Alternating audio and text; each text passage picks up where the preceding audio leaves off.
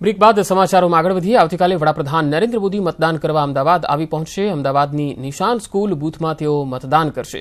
સવારે 7:30 કલાકે પીએમ મોદી મતદાન કરવાના છે, ત્યારે તૈયારીઓના ભાગરૂપે કલેક્ટર વિક્રાંત પાંડેએ સ્કૂલ બૂથની મુલાકાત લીધી અને સુરક્ષા સહિતની તૈયારીઓનું નિરીક્ષણ કર્યું હતું।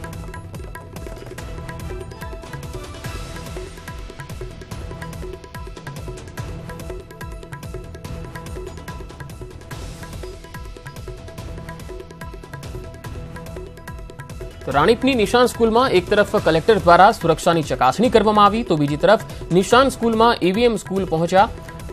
કાલે વડાપ્રધાન મોદી નિશાન સ્કૂલમાં મતદાન કરવાના છે, ત્યારે ઈવીએમ મશીન પણ સ્કૂલમાં લાવી દેવાયા છે।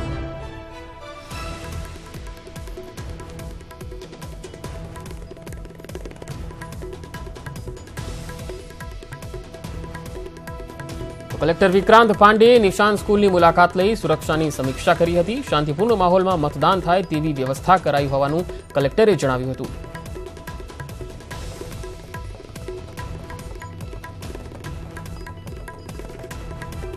સુરક્ષાની દ્રષ્ટિમાં ધ્યાનમાં લઈને એસપીજી સાથે અને સિટી પોલીસ સાથે અમે આજે વિઝિટ કરી છે અને સુરક્ષાથી સંબંધિત જે મેજર્સ છે એને ધ્યાનમાં રાખીને આજે વિઝિટ કરવામાં આવી છે।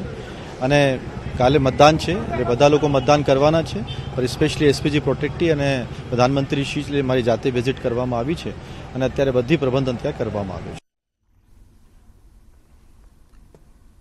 આવતીકાલે મતદાન માટે આવવાના છે। અમદાવાદના રાણીપ વિસ્તારમાં આવેલી નિશાન સ્કૂલમાં બૂથ આવેલું છે, તેમાં મતદાન કરવા માટે આવવાના છે। મતદાન મથક છે નંબર 118માં વડાપ્રધાન નરેન્દ્ર મોદી છે તે પોતાનો મત આપવા માટે આવવાના છે। ત્યારે ખાસ કરી નિશાન સ્કૂલના આવેલા બૂથ ઉપર સુરક્ષા વ્યવસ્થા સઘન કરવામાં આવી છે। તમામ સુરક્ષા એજન્સીઓ છે તેમને પણ આ બૂથની મુલાકાત લીધી છે। સાથે સાથે જિલ્લા કલેક્ટર વિક્રાંત પાંડેએ પણ મુલાકાત લીધી છે અને સુરક્ષાની સમીક્ષા કરવામાં આવી છે। કોઈ અવ્યવસ્થા ન સર્જાય તેની પણ ખાસ ધ્યાન રાખવામાં આવશે।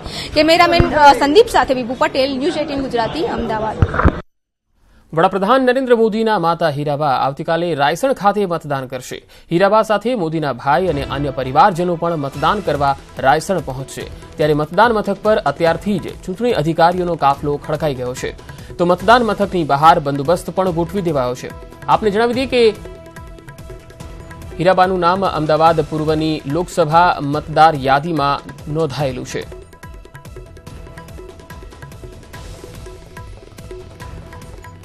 લોકસભા બેઠક માટે આવતીકાલે સવારે 7 વાગ્યાથી મતદાન શરૂ થનાર છે। ત્યારે વડાપ્રધાન નરેન્દ્ર મોદીના 98 વર્ષીય માતૃશ્રી હીરાબા દ્વારા પણ આવતીકાલે રાયસણ ગ્રામ પંચાયત ખાતે મતદાન કરવામાં આવનાર છે। સવારે 9 વાગે તેઓ અહીંયા રાયસણ ગ્રામ પંચાયત ખાતે આવીને મતદાન કરવાના છે। ખાસ કરીને વાત કરીએ કે જ્યારે ઉંમરલાયક લોકો અહીં આવતા હોય છે ત્યારે એમના માટે ખાસ કરીને રેમ્પ પણ ખાસ બનાવવામાં આવ્યો છે, જે તમે અહીં જોઈ શકો છો। આ રાયસણ ગ્રામ પંચાયતની કચેરી છે, જ્યાં અંદર ખાસ કરીને બૂથ મથકની વ્યવસ્થા કરવામાં આવી છે કે જ્યાં સિનિયર સિટીઝનથી લઈને તમામ 2300 જેટલા અહીં મતદાર નોંધાયેલા છે, એમના દ્વારા અહીં મતદાન કરવામાં આવનાર છે। આ મતદાન મથક જે છે 134/357 છે, એટલે કે 738 નંબરમાં હીરાબાનું નામ નોંધાયેલું છે। તેઓ મતદાર તરીકે અહીંયા પોતાનો મતાધિકારનો ઉપયોગ કરવાના છે। ત્યારે આ ગામના અમારી સાથે સરપંચ પણ જોડાયેલા છે, મીરાબેન છે। મીરાબેન પટેલ, ખાસ કરીને વાત કે જ્યારે વડાપ્રધાન નરેન્દ્ર મોદીના માતૃશ્રી પ્રથમ વખત અહીં હીરાબા અહીં મતદાન કરવા માટે આવનાર છે, ત્યારે તમે ગામના સરપંચ તરીકે કેવી લાગણી અનુભવો છો?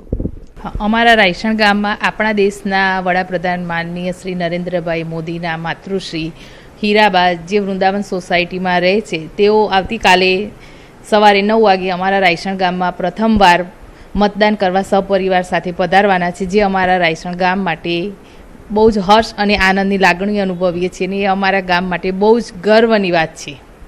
આ તો ગામના સરપંચ મીરાબેન, એમનું સ્પષ્ટપણે માનવું છે કે જે પ્રકારે વડાપ્રધાન નરેન્દ્ર મોદીના માતૃશ્રી હીરાબા જે અમારા વિસ્તારમાં રહે છે એ અમારું ગૌરવ છે, ગામનું પણ ગૌરવ છે। કેમેરામેન નરેશ સાથે હિતેન્દ્ર બારોટ, ન્યૂઝ 18 ગુજરાતી, ગાંધીનગર। તો આ તરફ વલસાડમાં તૈયારીઓને આખરી ઓપ અપાઈ રહ્યો છે। અહીં લોકસભા બેઠકના મતદાન માટે ઈવીએમની ફાળવણી કરાવી છે। વલસાડ બેઠક માટે 8,53,031 પુરુષો અને 8,17,823 મહિલા મતદારો પોતાના મતાધિકારનો ઉપયોગ કરશે। 2,057 મતદાન મથકો પર 10,820 polling staff, 260 zonal officer, 360 assistant zonal, 260 route supervisor અને 128 માઇક્રો ઓબ્ઝર્વર અને 5,081 જેટલા પોલીસ જવાનો તૈનાત કરાશે।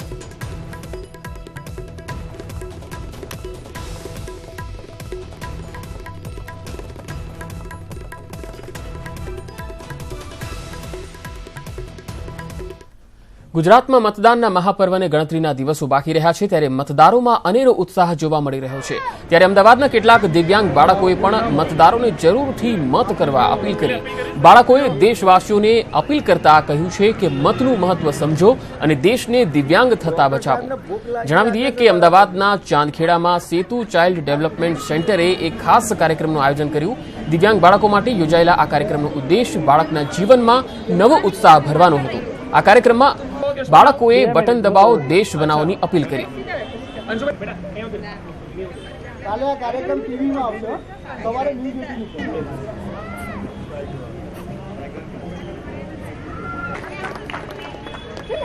દિવ્યાંગોએ પણ મતદારોને મતાધિકારનો ઉપયોગ કરવા માટે અનોખી અપીલ કરી હતી અને એક મેસેજ આપ્યો હતો કે બટન દબાવો દેશ બનાવો